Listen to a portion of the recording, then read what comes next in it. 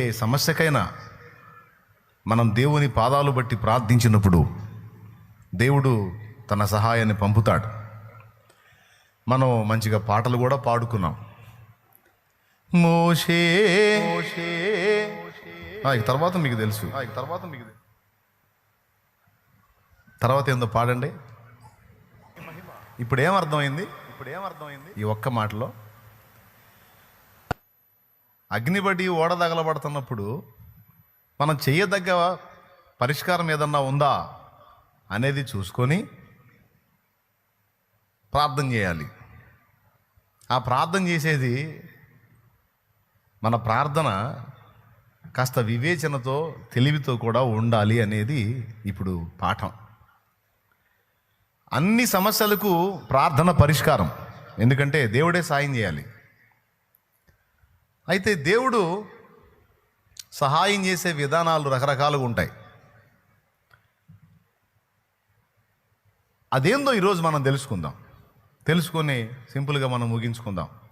ప్రభువుకు స్తోత్రం. వాటిలో మొట్టమొదటిది, ఒక్కోసారి దేవుడు నువ్వు ప్రార్థన చేస్తున్నప్పుడు ప్రార్థన చేయి, అయితే పని కూడా చేయి అంటాడు. మీరు చెప్పండి, ఏం చెప్పాడు? ప్రార్థన చేయి, ప్రయత్నం కూడా చేయి, పని కూడా చేయి అంటాడు. పని చేయకుండా ప్రార్థన అనవాకు. నీకు నేను పరిష్కారాన్ని సూచించినప్పుడు దాన్ని అందిపుచ్చుకొని లైన్లోకి వెళ్ళాలి నువ్వు. కొంతమంది ఎలా ఉంటారంటే పరిష్కారాలను దేవుడు అందుబాటులో ఉంచిన వాటిని లక్ష్య పెట్టకుండా ఇందాక నేను చెప్పిన వాళ్ళ మాదిరిగా తగలబడుతుంది, మనం ప్రార్థన చేద్దామంటే నీళ్ళు ఉన్నాయి కదా, నీళ్లు లేవనుకో తప్పకుండా ఇంక అదే చేయాలి. మరి అప్పుడు అవసరమైతే వర్షమైన గురిపిస్తాడు. కానీ నీళ్ళు ఉన్నప్పుడు నీళ్లు చేతి దాని మీద పోసి, ప్రభా ఇదిగో నీళ్లు చేతి పోస్తున్నా, ఇది సఫలమయ్యేటట్టు చేయి, ఈ నీళ్లు దాని మీద పడి ఆ మంటలు ఇంకా అభివృద్ధి కాకుండా ఆగిపోయేటట్టు చేయి అనుకుంటా పోసేయచ్చు. ఆ సమస్య పరిష్కారం అయిపోయింది. సో పాయింట్ నెంబర్ 1లో ఏంటంటే ప్రార్థన చేయి, పని కూడా చేయి, పని చేయి, ప్రార్థన చేయి అనేది మనం మర్చిపోకుండా గుర్తుపెట్టుకోవాల్సిన ఒక సంగతి. దీనికి నిరూపణగా మీకు బైబిల్లోంచి చాలా ఆధారాలు ఉన్నాయి. ఫర్ ఎగ్జాంపుల్, నిర్గమాకాండం 17వ అధ్యాయం. ఇప్పుడు తొందరగా బైబిల్ తీసుకోండి. 8వ వచనం నుంచి మీరు చూడగలిగితే, చాలాసార్లు ఆ వచనం చదివించి మీకు వాక్యం అందించాను. తర్వాత అమాలేకీయులు వచ్చి రెఫీదీములో ఇశ్రాయేలీయులతో యుద్ధం చేయగా మోషే యెహోషువతో అంటున్నాడు, మన కొరకు మనుషుల్ని ఏర్పరిచి వారిని తీసుకొని బయలు వెళ్ళి అమాలేకీయులతో యుద్ధం చేయము. రేపు నేను దేవుని కర్రను చేత పట్టుకొని ఆ కొండ శిఖరం మీద నిలుస్తాను. యెహోషువ మోషే తనతో చెప్పినట్లు చేసి అమాలేకీయులతో యుద్ధమాడెను. మోషే, అహరోను, హూరు అనువారు ఆ కొండ శిఖరం ఎక్కిరి. మోషే తన చేయి పైకెత్తినప్పుడు ఇశ్రాయేలీయులు గెలిచిరి. మోషే తన చేయి దింపినప్పుడు అమాలేకీయులు గెలిచిరి. మోషే చేతులు బరువెక్కగా వారు ఒక రాయి తీసుకొని వచ్చి అతడు దాని మీద కూర్చుండుటకై దాన్ని వేసిరి. అహరోను, హూరులు ఒకడు ఈ ప్రక్కను ఒకడు ఆ ప్రక్కను అతని చేతులను ఆదుకొనగా అతని చేతులు సూర్యుడు అస్తమించే వరకు నిలకడగా ఉండెను. ఫలితంగా ఏం జరిగిందో మీకు తెలుసు. ఇశ్రాయేలీయులు టోటల్గా గెలిచారు. ప్రార్థించటం అనేది చాలా కీలకమైన విషయం. ప్రార్థన ద్వారా సమస్త కార్యాలు సఫలం చేయటం దేవునికి సాధ్యమవుతుంది. ప్రార్థన చేసేవాడు విశ్వాసము గలవాడు. ప్రార్థన చేసేవాడు దీన మనస్కుడు. ప్రార్థన చేసేవాడు దీన మనస్కుడు అంటే ప్రార్థన చెయ్యనివాడు గర్వహృదయుడని అర్థం. ప్రార్థన చేసేవాడు విశ్వాసం గలవాడంటే ప్రార్థన చెయ్యనివాడు విశ్వాస విషయమై బలహీనమైన వాడు అని అర్థం. ప్రార్థన సమస్తాన్ని సాధ్యపరచగలిగింది దేవుని చెయ్యి అయితే, దేవుని హస్తం అయితే, ఆ హస్తాన్ని కదిలించగలిగే శక్తి ప్రార్థనకుంది. అలాగే ప్రార్థన దేవుడు మనకు ఇచ్చినటువంటి అద్భుతమైనటువంటి అవకాశం. ప్రార్థన దేవుడు మనకిచ్చినటువంటి అద్భుతమైన అవకాశం, ఆధారం. దేనిని గూర్చి చింతపడకుడి కానీ మీ సమస్త విషయాలు, సమస్యలు కృతజ్ఞతాపూర్వకంగా దేవునికి విన్నవించండి, ప్రభునందు ఆనందించండి. దేవునికి అప్పచెప్పండి, చింత ఆయన మీద ఏంటి, మీరైతే ఆనందించండి. మరలా చెప్తాం, ఆనందించండి అన్నాడు ఫిలిప్పి 4:4. దేని గురించి కలవరపడొద్దు, కలత చెందొద్దు, ప్రార్థన చేసి ఆయనకి అప్పచెప్పేసేయండి, ఆయన చూసుకుంటాడు అన్నాడు. ప్రార్థన మన భక్తి జీవితానికి, దైనందిన జీవితానికి, దేవుని సహాయం కొరకు మనకున్న ఒకే ఒక అద్భుతమైన ఆధారం. అడగండి అడగండి అడగండి అడగండి అని అనేక పర్యాయాలు దేవుడి గ్రంథంలో రాయించాడు. సో ప్రార్థన విలువ అది. అలాంటి ప్రార్థన చేస్తూ దాంతోపాటు పాఠం ఏంటంటే పని కూడా చేయాలి. కొంతమంది కేవలం ప్రార్థనకే పరిమితం అయిపోయి పనిని నిర్లక్ష్యం చేస్తున్నారు, అది చేయకూడదు. కొంతమంది కేవలం ప్రార్థనకే పరిమితం అయిపోయి తాము నెరవేర్చవలసిన ఇతర కార్యక్రమాల విషయంలో నిర్లక్ష్యంగా ఉంటున్నారు, అది తప్పు.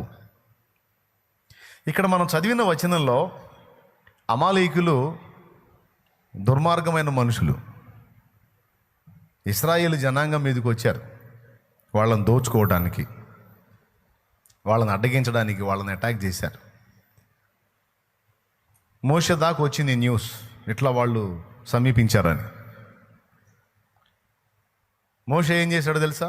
డోంట్ వరీ, నేను మీకోసం ప్రార్థన చేస్తాను, మీరందరూ హాయిగా మీ గృహాల్లో ఉండండి, మీ గుడారాల్లో ఉండండి అలా. అది ఎక్కడన్నాడంటే నిర్గమాకాండం 14వ అధ్యాయంలో అన్నాడు,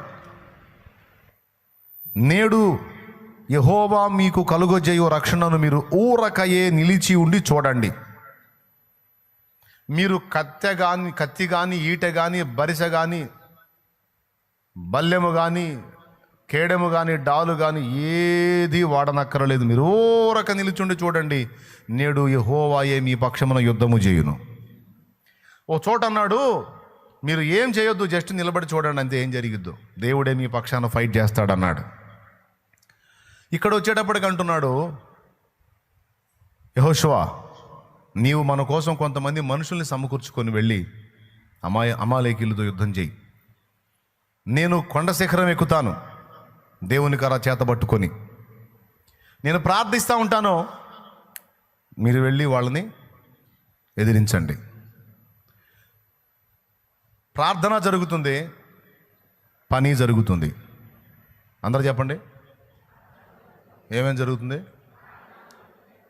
అవునా? రైట్. నెహెమ్యా పడిపోయిన యెరూషలేము ప్రాకారాలను పునర్నిర్మించేటప్పుడు అడుగడుగునా ప్రార్థన చేశాడు. ఒక చేత్తో కత్తి పట్టుకున్నారు, ఒక చేత్తో తాపి పట్టుకున్నారు. అవునా? ఒక పక్క గోడ కడుతున్నారు, ఆయుధాలు చేత పట్టుకున్నారు భద్రత కొరకు, శత్రువులు అటాక్ చేస్తే వాళ్ళ మీద తిరిగి దాడి చేయడానికి. ఈ రెండు కాక అసలైంది ప్రార్థన కూడా చేస్తున్నారు. అలాగే మొర్దెకై ఇశ్రాయేలు జనాంగం పక్షంగా ఉన్న నాయకుడు, తన ప్రజలను కాపాడుకోవాలన్న ఆరాటం కలిగినటువంటి వ్యక్తి. బబులోనియుల మధ్యలో ఆ జనాంగానికి భద్రతగా దేవుడు ఏర్పరచుకున్న పాత్ర మొర్దెకై. మనం ఎస్తేర్ అంటాం. ఎస్తేర్ నా లెక్కలో మొర్దెకైతో పోల్చుకుంటే ఎస్తేర్ సెకండ్లో వచ్చింది, నెంబర్ 1లో మొర్దెకై వస్తాడు. కానీ మొర్దెకైని పట్టించుకోం మనం వాస్తవంగా.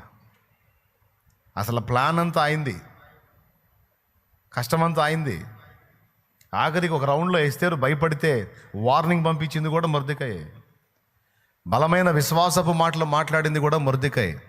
ఏం ఎస్తేర్, నువ్వు సాయం చేయకపోతే మాకేం దిక్కు దేశ లేదనుకుంటున్నావా? నువ్వు చేయకపోతే మాకు వేరే పక్క నుంచి యెహోవా సహాయం చేస్తాడు, కానీ నువ్వు దెబ్బతింటావు, జాగ్రత్త అన్నాడు. అసలు రాజీ పడడు, మహారోషం కలిగి ఉంటాడు. అక్కడ మొర్దెకై చేసినటువంటి పని ఏంటంటే, హామాను ఎప్పుడైతే అధికారి అయ్యాడో దేవుని ప్రజలకు ఇబ్బంది వచ్చిద్దని తెలుసు గనుక ఎట్లా తన ప్రజల్ని సేవ్ చేసుకోవాలనే ఆలోచన వెతుకుతున్నాడు వివేచనతో. దేవుని కృప వల్ల అహస్వేరోషు యొక్క భార్య వష్టి ఆయన నుండి తొలగించబడింది. సో మరో భార్య కోసం అహస్వేరోషు వెతుకుతున్నప్పుడు టైంని సరిగ్గా వినియోగించుకున్నాడు ఆయన. Praise the Lord. టైంని సరిగ్గా వినియోగించుకొని సూపర్ సక్సెస్ చేశాడు. ఎంత అంటే ఎస్తేరుతో మాట్లాడాడు. బబులోన్లో ఉన్న ఇశ్రాయేలు కుమార్తెలు చాలామంది ఉన్నారు, కానీ వాళ్ళందరిలో ఎవరినో ఒకళ్ళని ఎంపిక చేయాల. తన దగ్గర పెరుగుతున్న ఎస్తేరుని ఎంపిక చేశాడు. ఎందుకంటే ఎస్తేరు తన దగ్గర పెరిగింది. తన ప్రజల విషయంలో తనకెంత భారం ఉందో, బాధ్యత ఉందో మిగిలిన స్త్రీల కంటే, మిగిలిన పురుషుల కంటే కూడా బాగా ఎరిగిన మనిషి ఎస్తేరు. గనుక ఎస్తేరు విషయంలో, ఆమె చురుకుదనం విషయంలో మొర్దెకైకు గట్టి నమ్మకం. చూడండి, ఎంపిక చేస్తున్నాడు.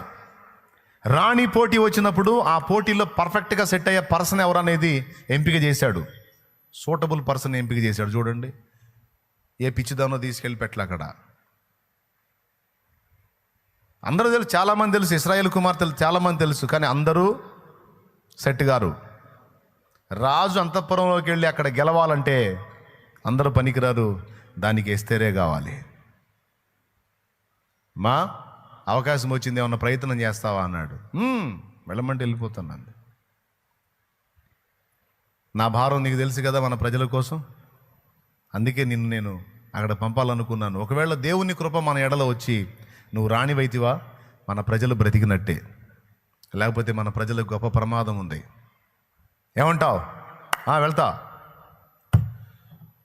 ప్రభువా, బ్రదరో, ప్రభువా ఆ ప్రజల్ని కాపాడు తండ్రి అని రోజు ప్రార్థన చేసి సర్దుకోవచ్చు. మనం చేస్తుంది అదేగా.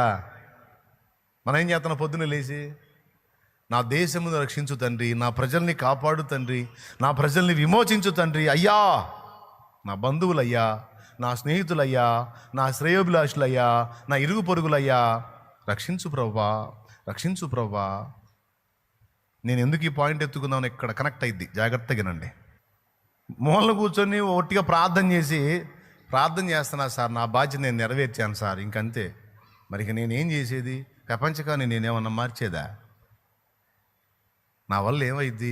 అందుకే నేను ప్రార్థన చేశాను, ఇంకంతే అని ప్రార్థన చేసి సర్దుకుంటారు. నా పాయింట్ ఏంటంటే ప్రార్థనతో పాటు పని చేయాలి అనేది. ఇక్కడ నెహెమ్యాని చూసినా, మోషేని చూసినా, మొర్దెకైని చూసినా ప్రేయర్ అండ్ వర్క్ రెండు చేశారు. ప్రార్థన చేశారు, మళ్ళా పని కూడా చేశారు. సరిగ్గా ప్లాన్ చేశాడు, తీసుకెళ్ళి ఆమెను కూర్చోబెట్టాడు అక్కడ.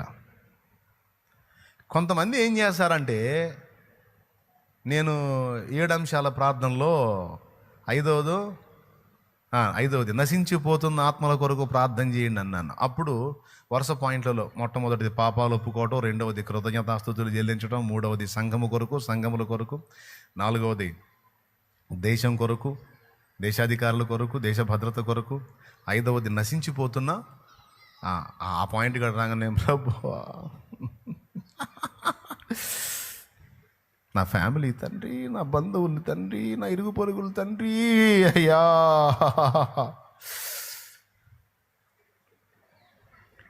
ఏసయ్యా, నా ప్రజలయ్యా, మా ఊరయ్యా, మా గ్రామం అయ్యా, మా పట్టణం అయ్యా, మా దేశం అయ్యో. ఓకే, మా జిల్లా అయ్యా, మా రాష్ట్రం అయ్యా, మా మండలం అయ్యా, మా సోదరు ఒక ఆమె ప్రార్థన చేస్తున్నాను, నా బంధుమిత్రులను దీవించు ప్రభు అని. ఎవరు? బంధుమిత్రులు అనబోయి నా బంధుమిత్రులను దీవించు తండ్రి అని ప్రార్థన చేస్తుంది. భలే చేసిన ప్రార్థన, తెలిసి తెలియని ప్రార్థన. భలే నవ్వొచ్చేది నాకు అప్పుడు. ఇంకో చెల్లెలేమో నీ దాసుని చుట్టూ ముళ్ళ కంచె అని ప్రార్థన చేస్తాను. ముళ్ళ కంచె బయట లోపల రాడు, సరే ముళ్ళ కంచె నేను బావద్దు బయటికి, దాసుని చుట్టూ ముళ్ళ కంచేసి తండ్రి. పాపం తెలిసి ఫస్ట్ సేవ స్టార్టింగ్లో అంతా ఈ కామెడీ ప్రార్థనలన్నీ పిచ్చ నవ్వుకునేవాడిని. పాపం వాళ్ళేం పాపం చదువు లేని వాళ్ళు, ఆయన అడ్డగించేవాడిని కాదు. సరే ఏదో కంచె మొత్తానికి ముళ్ళ కంచో, అగ్ని కంచో, దూతల కంచో, బంగారు కంచో, ఎండి కంచో, ఇత్తడి కంచో, మొత్తానికి ముళ్ళ కంచె వేస్తుంది, ఏమీ లేదు కూడా కంచి అని నవ్వుకునేవాడు. బంధుమిత్రులను దీవించు, స్నేహితులను దీవించు, శ్రేయోభిలాషులను దీవించు, సమాజ ప్రజలను దీవించు, గ్రామ ప్రజల్ని దీవించు, పట్టణ ప్రజల్ని దీవించు, జిల్లా, మండలం, రాష్ట్రం, దేశం అన్నాం కదా. నా పాయింట్ ఏంటంటే, నేను చెప్పిన 7 అంశాల ప్రార్థన రోజుకు ఒకసారి చేసి అలాగ వదిలేసి పని చేయట్లా. కానీ పని చేయాలి. ప్రార్థన మాత్రమే చేసి ఆత్మతృప్తి పొంది వదిలేస్తున్నారు అనేకులు.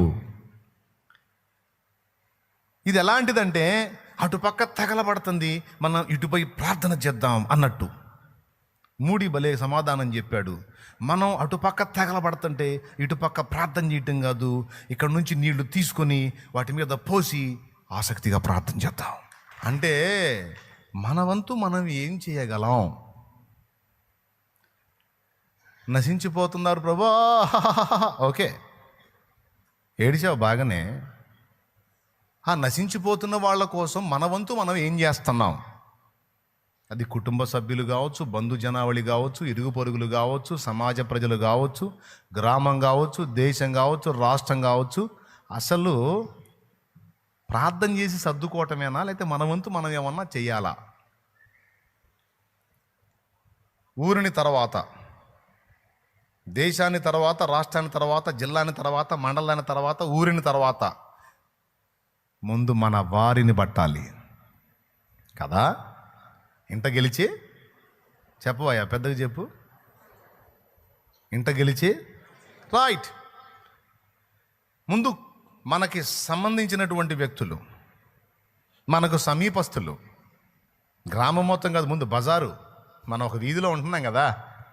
వీధిలో ఉంటున్నాం, అడవిలో ఉంటున్నావా? అడవిలోనా?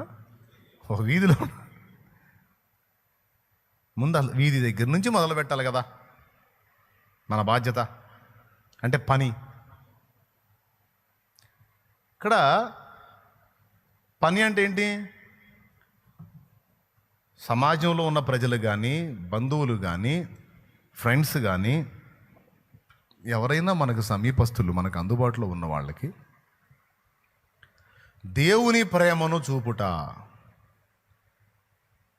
దేవుని ప్రేమను చూపుట, వారికి చేయగలిగిన సాయము చేయుట, మనలో ఉన్న దైవిక ప్రేమను గూర్చి అవతలి వారు ఆలోచించేటట్లు చేయుట. ఇక్కడ నేను స్పృహలోనే మాట్లాడా, వారికి సువార్త చెప్పుట అనలా. ఇదేంది సువార్త చెప్పమని కదా చెప్పాలి నువ్వు అని నాకు వెళ్ళి చూసి అడగండి. నన్ను అడిగారా? దానికి నా సమాధానం వినండి. సువార్త చెప్పవాకు డైరెక్ట్గా. ముందు ప్రేమను చూపు. నీలో ఉన్న దేవుని ప్రేమను వారు గుర్తించనివ్వు. ఆ తర్వాత నీ మాట వారు విలువగా తీసుకునే ఛాన్సు 100కి 99.5% ఉంది. అర్థమైందా? ఆ 1% ఎందుకు ఆపానంటే, ఎవడో ఒకటి మూర్ఖుడు ఉంటాడు, ఎంత ప్రేమ చూపినాడు మారడం, అందుకని 1% అక్కడ కొట్టేశాను అనమాట. 99.5% అవతలాడు ఆలోచించే అవకాశం ఉంటుంది, నీ మాటకు విలువిచ్చే అవకాశం ఉంటుంది. ఎప్పుడంటే, ఏ దేవుని నువ్వు సేవిస్తున్నావో ఆ దేవుని ప్రేమ నీలో చూసినప్పుడు అవతలవాడు ఆలోచనలో పడతాడు. నీ దేవుని బట్టి నీలో ఉన్న ఆ ప్రేమను అవతలవాడు అనుభవించినప్పుడు ఆ ప్రేమ వాణ్ణి ఆలోచింపజేస్తుంది, ఆ ప్రేమ వాణ్ణి గెలుస్తుంది. ఎందుకంటే ఆ ప్రభువే ప్రేమ, ప్రేమే ప్రభువు కాబట్టి. సువార్త చెప్పొద్దు అంటే అసలు వాళ్ళకి యేసును పరిచయం చేయొద్దని కాదు, ఏ విధంగా పరిచయం చేయాలో ఎరిగి ఉండు. ఒట్టి నోటి మాటలు చెప్పటం, సర్దుకోవటం కాదు.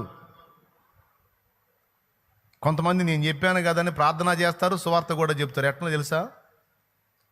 చవత్తల్లి కూడు పెట్టినట్టు. ఏమనుకోవకండి, కొంచెం బ్లంట్గా మాట్లాడుతున్నాను. ఎట్లా?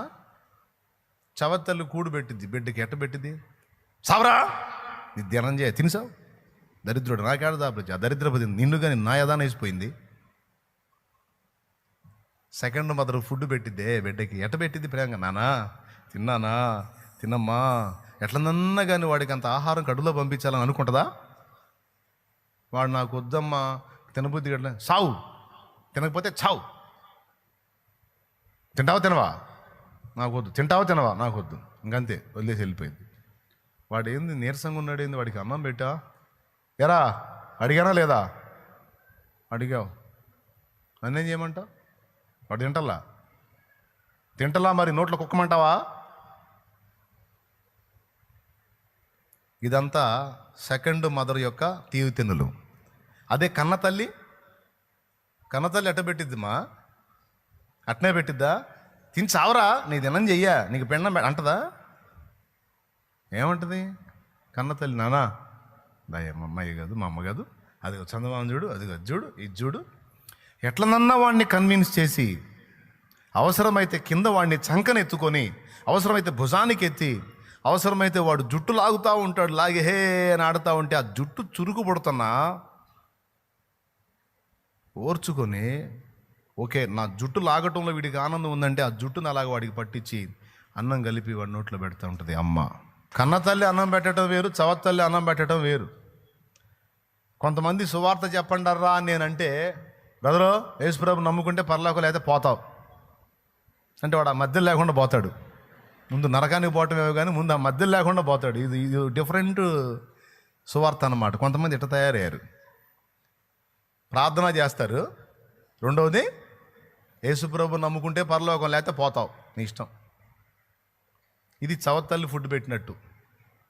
ఇట్లా కాదు, ఎట్లనన్నా కష్టపడి ఒక ఆత్మను ఛాలెంజ్గా తీసుకొని, అవసరమైతే కష్టపడి, అవసరమైతే కొంత నొప్పిని భరించి, కొంత ఓర్చుకొని, కొంత సహించి, కడుపులో ఉన్న బిడ్డ మీద ఉన్న మమతతో అమ్మ ఎన్ని ఓర్చుకుంటుందో తెలుసా? కొన్ని పత్యాలు చేసిద్ది, బిడ్డ కడుపులో పడంగానే కొన్ని పత్యాలు చేసిద్ది. ఏం పత్యాలు?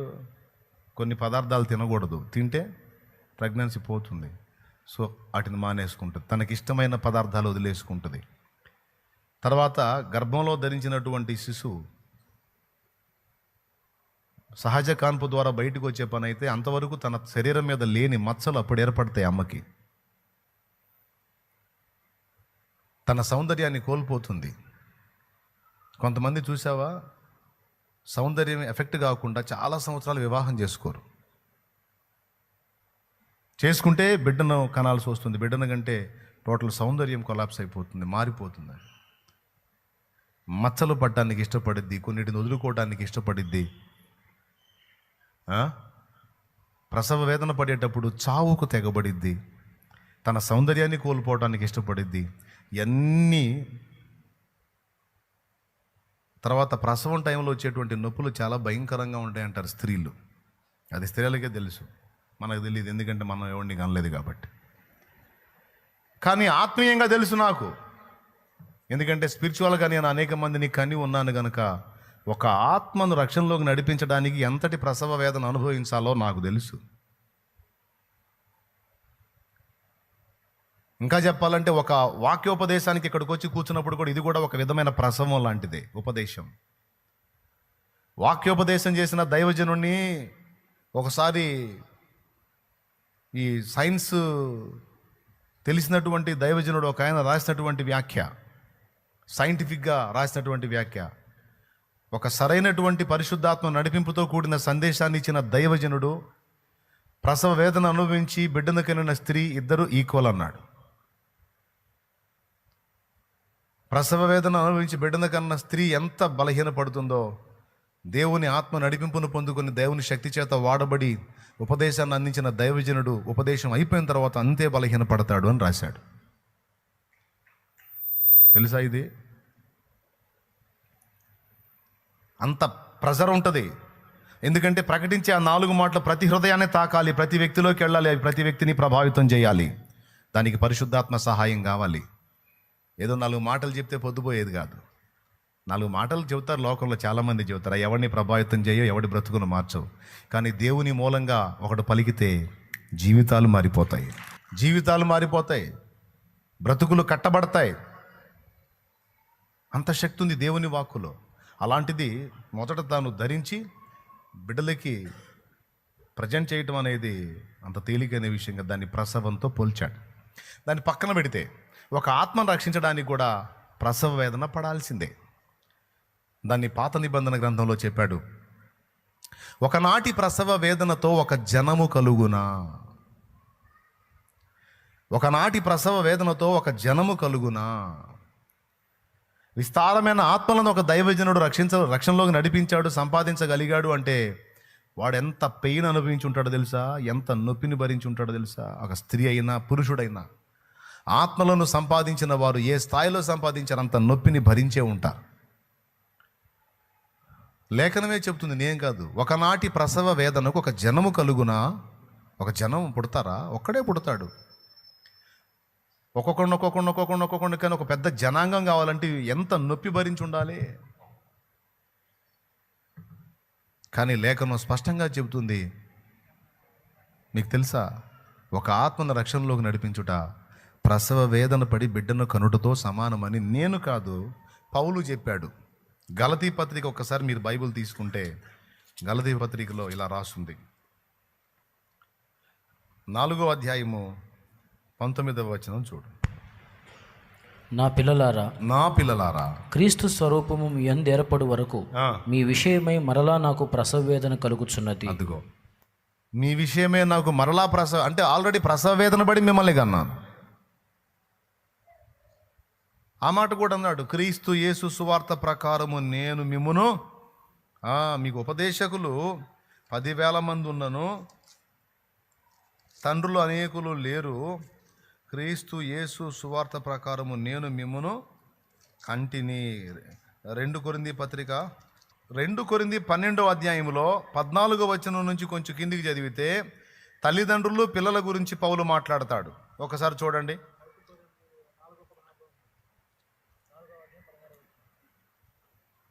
మీ సొత్తును కాదు మిమ్మునే కోరుచున్నాను. పిల్లలు తల్లిదండ్రుల కొరకు కాదు, తల్లిదండ్రులే పిల్లల కొరకు ఆస్తి కూర్చదగినది కదా అని తాను ఏం చెప్పుకున్నాడు? తల్లిగాను తండ్రిగాను చెప్పుకున్నాడు. కొరింథీ సంఘ విశ్వాసుల్ని పిల్లలుగా పోల్చాడు. తర్వాత ఈ మాట కూడా చూద్దాం. 1 కొరింథీ పత్రిక 4:16 ఒకసారి చూడండి. క్రీస్తునందు మీకు ఉపదేశకులు 10,000 మంది ఉన్నను, తండ్రులు అనేకులు లేరు. క్రీస్తు యేసునందు సువార్త ద్వారా నేను మిమ్మును కంటిని. దేవునికి స్తోత్రం. అది ఆ మాట అంటలేదు, నేను మిమ్మును కంటిని. కనటం అంటే ఏందండి? ప్రసవ వేదనను అనుభవించి కొరింథీలను కన్నాడు, గలతీయులను కన్నాడు, సంఘాలని కన్నాడు ఆయన. అంటే ఎంత పెయిన్ అనుభవించి ఉంటాడు. కనుటతో పోల్చాడు, ప్రసవంతో పోల్చాడు. ఏమండి, ఇదిగో యేసుప్రభు నిజమైన దేవుడు, నమ్ముకుంటే నమ్ముకో, లేకపోతే వాగులో దూకు అనేది కాదు. ప్రభా ప్రార్థన చేస్తున్నాను, ఆయన ఆత్మల్ని రక్షించు, నా బంధమిత్రులను రక్షించు, వాళ్ళని రక్షించు, వీళ్ళని రక్షించు అంటే నీ ప్రయత్నం ఏంది, నీ పని ఏందంటాడు ఆయన. నేనేం చేయను తండ్రి, నాకు బోల్డ్ అన్ని పనులు ఉన్నాయి, ఈ పనులు నేను ఆడబెట్టుకునేది. నీకు స్తోత్రం, నువ్వే రక్షించుకో. ఎవరిని ఉపయోగించి రక్షించాలా?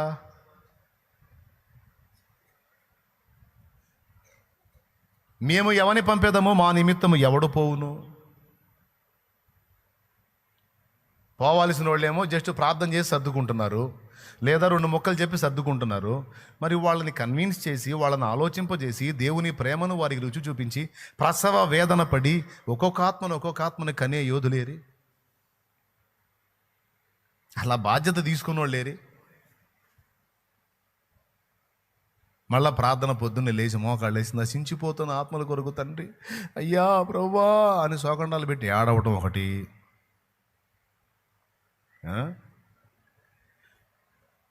ఏమనుకోవద్దు, వెటకారం చేస్తున్నానని, మా ఏడుపును కూడా ఎగతాళి చేస్తున్నాడు అనుకోవద్దు. పనికి రాని, పనికి మాలిన, పని చెయ్యని ఏడుపు నేను వెటకారమే చేస్తా. పనికి మాలిన, పనికి రాని, పని చెయ్యని వట్టి ఏడుపులు, వట్టి మాటల్ని నేను వెటకారమే చేస్తా. ఎందుకయ్యి? నీ గుండెలో ఒక ఆత్మ రక్షణ కోసం ఉన్న త్యాగం, ఆరాటం, ప్రసవ వేదన, సహనం, ఓర్పు దేవుడు కనిపెడతాడు.